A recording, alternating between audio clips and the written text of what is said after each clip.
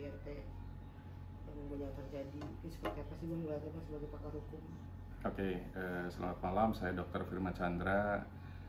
Dalam sebuah konstruksi kekerasan dalam rumah tangga, Indonesia sebenarnya sudah memiliki undang-undang terkait dengan KDRT tersebut, yaitu Undang-Undang Nomor 23 Tahun 2004 tentang penghapusan kekerasan dalam rumah tangga.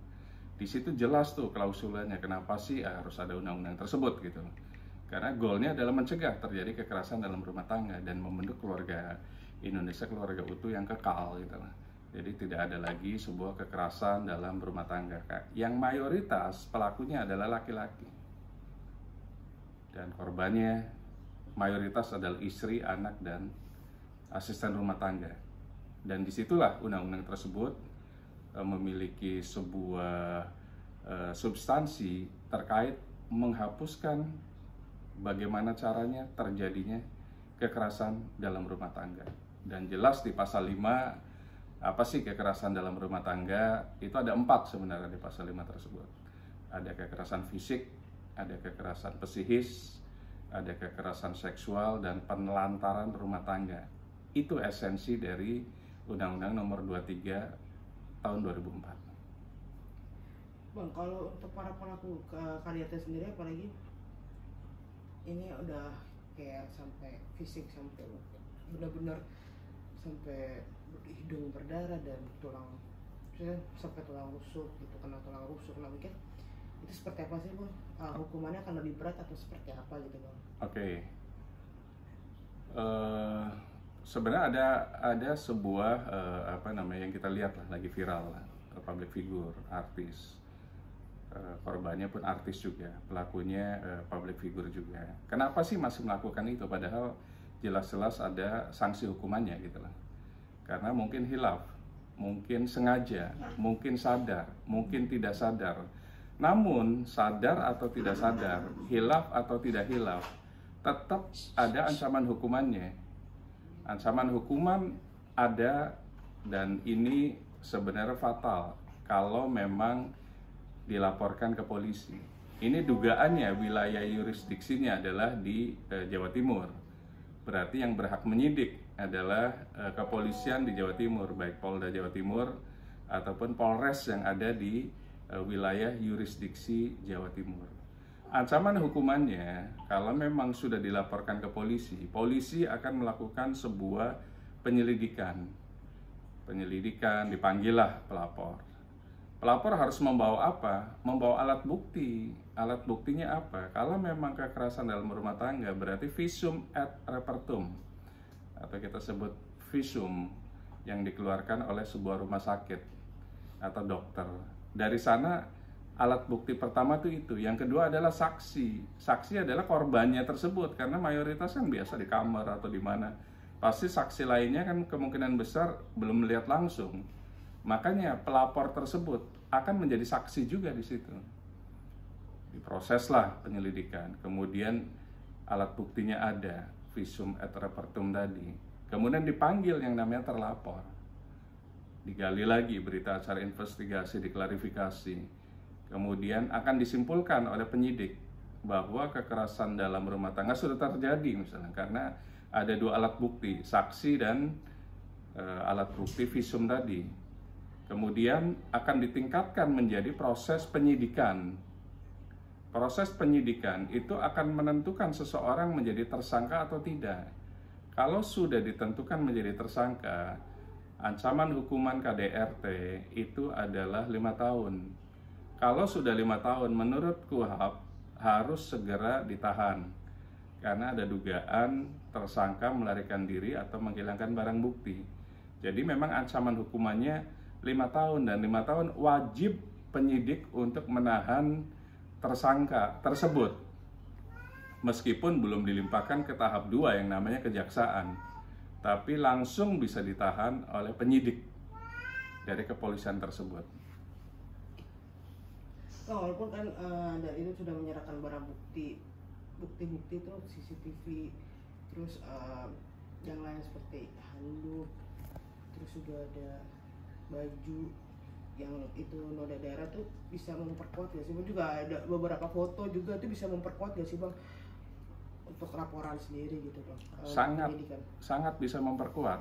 Apalagi tadi ada tambahan, satu alat bukti visum saja sebenarnya sudah bisa mentersangkakan terlapor. Apalagi ada CCTV dari tempat tersebut gitu loh. Itu lebih jelas lagi.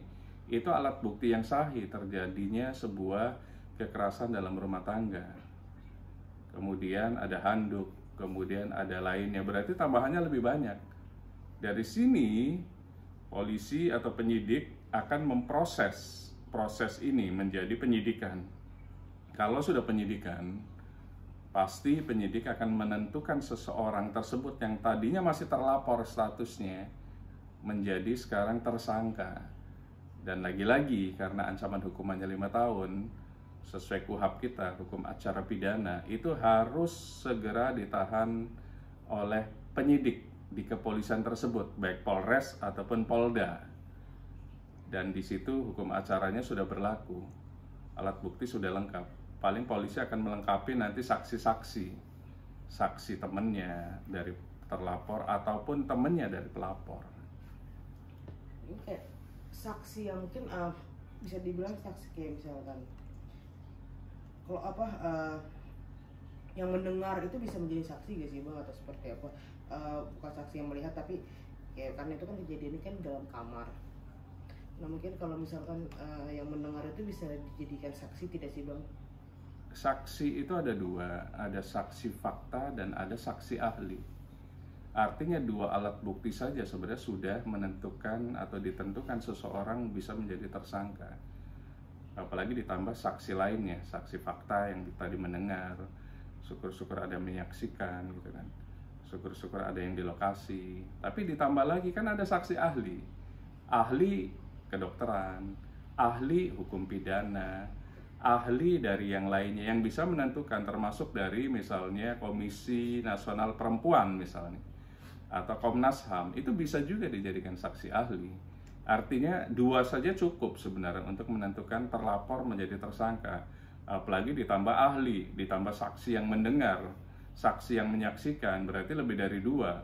Ya segera terlapor itu bisa dijadikan tersangka di proses laporan polisi KDRT ini. Bang, mungkin bisa gak sih mungkin gara-gara kasus KDRT ini sampai bikin tulang rusuk tuh jadi memar atau segala macam gitu bang?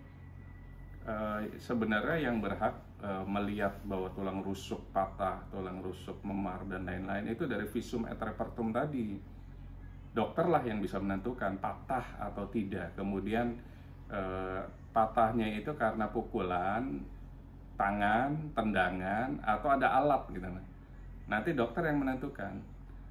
Jadi nanti di sana akan dikategorikan bahwa ini sudah fatal. Nah itu ya di visum et repertum tadi sebenarnya. Tapi intinya dengan ada visum tadi, dengan adanya saksi dari pelapor, kemudian ada saksi fakta dan saksi ahli, sudah pasti seseorang tersebut yang tadinya terlapor akan menjadi tersangka. Tinggal polisi apakah langsung menahan atau tidak. Namun secara hukum acara pidana 5 tahun harus bisa ditahan. Enggak berlapis bang? Tinggal pelaporannya. Kami sebagai praktisi hukum harus melihat sebenarnya laporan polisi itu pasal apa saja. Apakah hanya pasal di Undang-Undang Nomor 23 tahun 2004 atau ada pasal lainnya dijungtokan kemana gitu lah. Kalau dijungtokan kemana sebenarnya ini juga sudah sudah tinggi. Kalaupun tidak dijungtokan, tidak dilapis, itu sudah masuk langsung mestinya karena ancaman hukumannya 5 tahun. Apalagi dijungtokan misalnya. Nah saya belum tahu dijungtokannya dengan pasal apa nih di KUHP-nya misalnya. Apakah misalnya penganiayaan atau mungkin percobaan pembunuhan, nah kita kan nggak tahu. Tapi dari undang-undang penghapusan kekerasan dalam rumah tangga saja itu sudah bisa menentukan terlapor itu dinaikkan statusnya menjadi tersangka. Itu cukup kalau menurut saya. Tapi kalau mau dilapis, ya dilapis yang mana gitu lah. Yang tahu adalah penyidik dan pelapor sebenarnya. Cukup. Cukup. Oke, cukup.